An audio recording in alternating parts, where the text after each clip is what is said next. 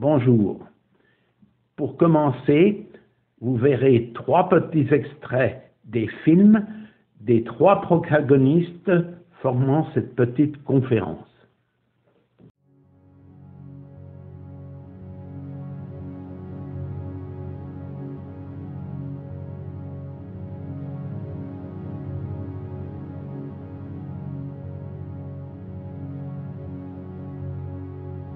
Anytime you want to understand something, why is such and such happening? Why is there a biodiversity crisis? Or why are we drilling for more oil when it's polluting the atmosphere and causing oil spills? Like, why? And you ask why, and down a couple levels of why, you always get to money. Il a décidé de vivre son utopie. Après avoir traversé la moitié du globe en stop et sans un sou, il a décidé de bannir l'argent de son quotidien. Quand t'as rien, tu peux t'en sortir. Et tu peux même être très bien. Et t'es même mieux quand t'as rien que quand t'as des choses. Question de point de vue, mais en tout cas moi ça m'a fait comme ça. De me dire, bah tiens, j'avais rien, j'avais pas de possession, j'avais pas d'inquiétude par rapport à tout ça, je me sentais vraiment bien, libre. Et j'étais au même niveau que n'importe qui que je rencontrais. Je sais pas, je me trouvais vraiment juste. Je crois que c'est le mot, je me sentais juste dans le monde, tu sais, je me sentais quelque part à ma place sans argent. C'est super pratique en fait, avec un bel champ, faire Indiana Jones. Waouh, waouh, waouh, waouh, waouh. On va pouvoir s'habiller avec tout ça. Alors là, on va tresser une ceinture en tressant des feuilles de maïs.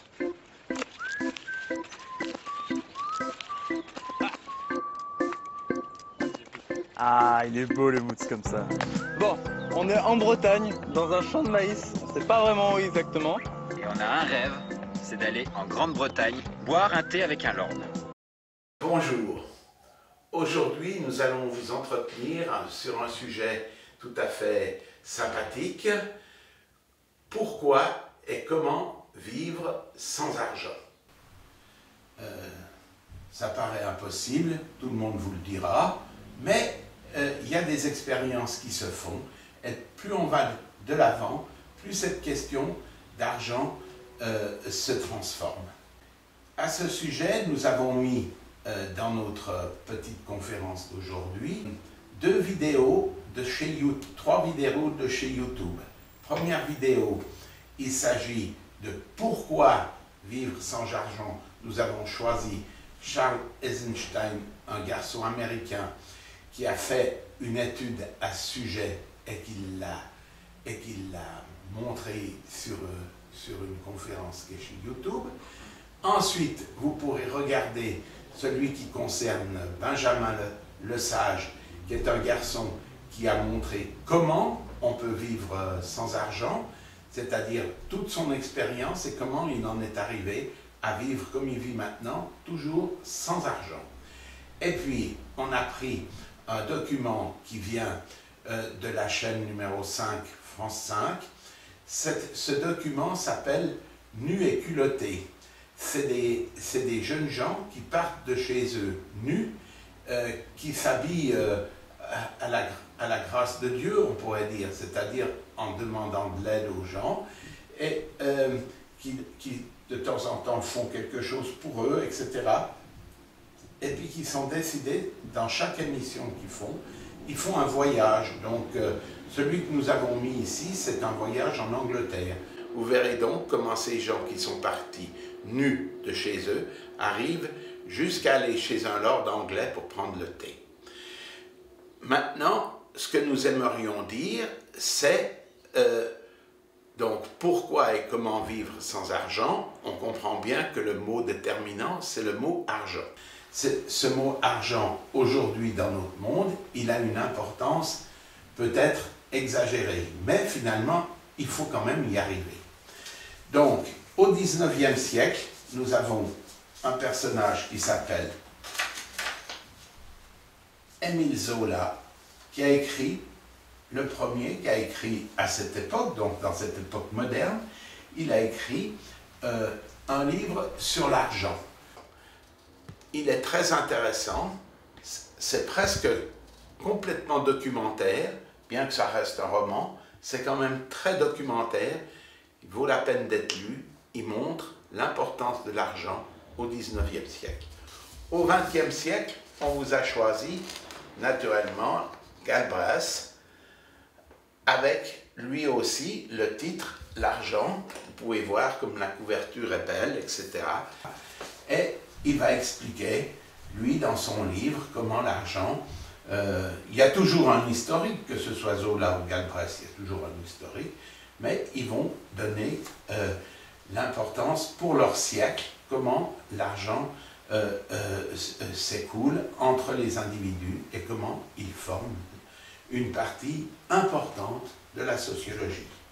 Mais avant de continuer ou d'arriver au XXIe siècle, on va faire encore un retour en arrière avec Shakespeare qui a écrit cette magnifique tragédie ou comédie, ça dépend comment on la regarde, Timon d'Athènes. Et ce Timon, vous voyez, ici, on le voit, ce Timon était un riche aristocrate athénien qui était un genre de gouverneur d'Athènes, il dominait tout le monde, il était extrêmement dispendieux, il avait des possibilités car il avait hérité de ses parents, il faisait des grandes fêtes, il invitait tout le monde, il favorisait les arts et la culture, etc. Si bien qu'il a dépensé tout l'argent de sa famille, il l'a dépensé et un jour il s'est trouvé fort démuni. Quand il fut ainsi fort démuni, il dut quitter la cité parce que plus personne voulait lui serrer la main, parce qu'il n'avait plus d'argent, il n'avait plus rien. Il a donc quitté la cité, il est parti et il s'est retrouvé le soir, en ayant marché longtemps, à un endroit où figurait une grotte. Alors il est rentré dans cette grotte et puis il a posé son péplum par terre, il s'est couché dessus et puis il a dormi jusqu'au matin. Et au matin, il s'est réveillé, il a commencé un peu à réfléchir, il a réfléchi à tout ce qu'il avait perdu et tout, il a tout réfléchi. Et le troisième jour, il a été jusqu'au fond de la grotte et au fond de la grotte, il a trouvé un trésor qui était plus important encore que le trésor que lui avaient donné ses parents décédants. Un énorme trésor. Alors, évidemment, comme c'était un homme et qu'on ne peut pas empêcher les hommes d'être des hommes et d'avoir leurs défauts, eh bien, le pauvre, il s'est axé vers la vengeance, il voulait se venger. Il a donc pris un militaire de l'époque, un dénommé Alcibiade, et puis il lui a demandé de venir, il lui a montré qu'il avait les moyens, il lui a demandé de construire une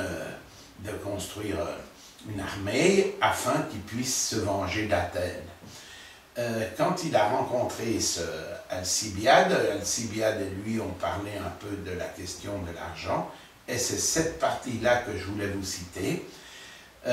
Il lui a dit comme ça: l'or est un Dieu extraordinaire. C'est un Dieu qui permet d'unir les contraires et de forcer le baiser. Alors évidemment que ce Dieu sensible qui arrive à faire cela, il nous montre dans quel état nous les hommes, nous nous trouvons dans notre conscience par rapport à l'argent. C'est ça qu'on voulait vous faire remarquer, c'est pour ça qu'on vous a donné comme sujet aujourd'hui, comment vivre et pourquoi vivre sans argent. On ne peut pas faire ni le pourquoi ni le comment si on ne commence pas par faire une analyse sur soi-même, une analyse de conscience, de comprendre consciemment pourquoi nous partons dans ce sens-là. Parce qu'au XXIe siècle, on est arrivé à aller très très loin avec l'argent. Je veux dire que on nous donne de l'argent sans doute pour notre salaire, pour notre retraite, on nous donne de l'argent. Mais l'argent qu'on nous donne n'est rien à côté de ce que nous avons donné. N'oublions pas que nous avons donné le monde et que nous, on nous restitue quelques miettes. Comme exemple, je vais vous montrer maintenant un tableau. Ce tableau est de Picasso. C'est celui qui a fait le record du monde de la valeur aux enchères. Donc, dans la valeur aux enchères, c'est lui qui fait le record. C'est un tableau qui s'appelle « Les Dames d'Alger ». Ce tableau s'est vendu chez Christie à New York pour 167 millions. Alors ça permet aussi, puisque finalement on a dit qu'il fallait faire appel à notre conscience, voyez, vous pouvez penser à Picasso, qu'est-ce qu'il a reçu lui sur cette affaire-là? Est-ce que la famille n'aurait pas eu droit à un droit de suite? Enfin, j'en sais rien. Finalement, voilà que ce tableau s'est vendu ce prix-là. Sachez que une fois qu'il a acheté ce tableau qui est magnifique, le milliardaire en question, il ne va pas pouvoir le mettre contre son mur parce qu'il y a trop de danger, donc trop de danger de le perdre, donc il va le mettre à la banque, donc ça ne servait à rien. Mais comme il en a la possession maintenant, il peut très certainement faire reproduire ce tableau qui fait 1,50 m sur 1,20 m environ. Il peut peut-être le faire reproduire plus grand, c'est-à-dire peut-être 2,50 m sur 1,50 m et en faire une reproduction sur soi et s'en faire un magnifique couvre-lit. Et alors après, il pourra aller se mettre dessus et pouvoir dire « Ah, c'est ça la vie !» Mais finalement, c'est pas tout. On ne peut pas uniquement vivre, que ce soit un milliardaire qui puisse se faire cette espèce de fantastique jouissance avec un tableau. Je veux dire que certainement, Monsieur Benjamin le Sage, si vous regardez ce qu'il a fait, vous verrez que lui, en plantant une carotte, eh bien, il a la même satisfaction que ce monsieur en s'étant acheté quelque chose de très cher.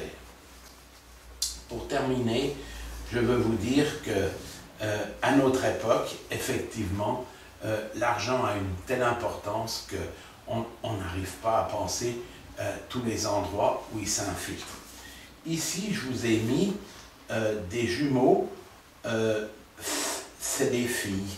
Vous avez Alicia, qui est noire, Jasmine qui est blanche. Et ils sont des enfants jumeaux. On a vu qu'il pouvait y avoir des jumeaux qui avaient plusieurs pères, en tout cas deux pères.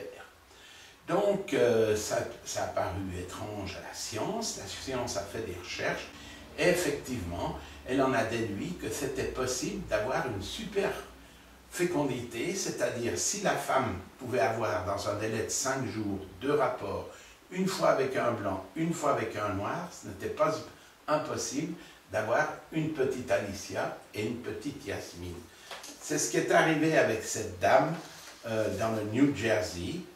Voici ces très jolis enfants, 2 petites filles, voilà, qui ont grandi ensuite, regardez comme elles sont belles, voilà, et elle s'est dit, mais il faudrait que je demande à celui qui m'a fait les enfants une pension alimentaire. Vous voyez de nouveau la relation avec l'argent. Une pension alimentaire, c'est ce qu'elle voulait. Alors le père présumé a dit, ben, écoutez, je veux bien payer la pension, mais on va faire les tests ADN. En faisant les tests ADN, cette dame a découvert, et on les a refait, hein, c'était pas pour... on n'a pas fait comme ça, oh là, on l'a fait très sérieusement. Donc, ici, cette personne avait un enfant d'un père et l'autre enfant dont on ignorait le père. Il a fallu que la femme explique dans un temps de moins de 5 jours, elle avait eu une autre relation, on a recherché le père, et finalement, elles ont 2 pères, ces jumelles. Elles ont 2 pères, comme elles sont des pères, elles sont 2 pères, enfin c'est tout à fait intéressant de voir qu'elles sont l'exemple même de cette super fécondité. Mais comme vous voyez, c'est de nouveau la même chose, ce n'est pas parce qu'elle était intriguée d'avoir deux jumelles qu'elle a été faire les tests ADN. Elle n'a fait les tests ADN uniquement parce qu'il y avait une pension alimentaire qui était due. Donc l'argent s'infiltre partout, soyez prudents et surtout essayez de trouver dans la nature le bien-être qui vous est nécessaire. Regardez les vidéos que nous avons mises dans cette conférence, regardez si elles vous apportent quelque chose. Et moi, ça sera mon souhait. Et je vous souhaite une très bonne journée. Au revoir.